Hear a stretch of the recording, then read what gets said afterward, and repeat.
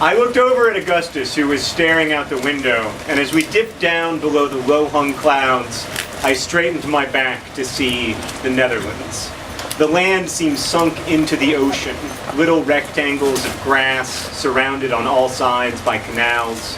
We landed, in fact, parallel to a canal, like there were two runways, one for us and one for waterfowl.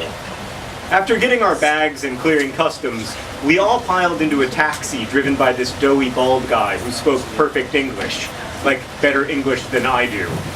"The Hotel Philosophe?" I said, and he said, "You're Americans?" "Yes," Mom said, "we're from Indiana." "Indiana," he said. "They steal the land from the Indians and leave the name, yes?" "Something like that," Mom said. The cabbie pulled out into traffic, and we headed toward a highway with lots of blue signs featuring double vowels. Oosthuizen, Haarlem. Beside the highway, flat, empty land stretched for miles, interrupted by the occasional huge corporate headquarters.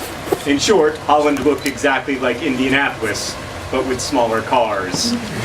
"This is Amsterdam?" I asked the cab driver. "Yes and no," he said. "Amsterdam is like the rings of a tree. It gets older as you get closer to the center." It happened all at once. We exited the highway, and there were the row houses of my imagination leaning precariously toward canals, ubiquitous bicycles, and coffee shops advertising large smoking room. We drove over a canal, and from atop the bridge I could see dozens of houseboats moored along the water. It looked nothing like America. It looked like an old painting, but real, everything achingly idyllic in the morning light, and I thought about how wonderfully strange it would be to live in a place where almost everything has been built by the dead. "Are these houses very old?" asked my mom. "Many of the canal houses date from the Golden Age, the 17th century, he said. "Our city has a rich history, even though most tourists are only wanting to see the red light district." He paused.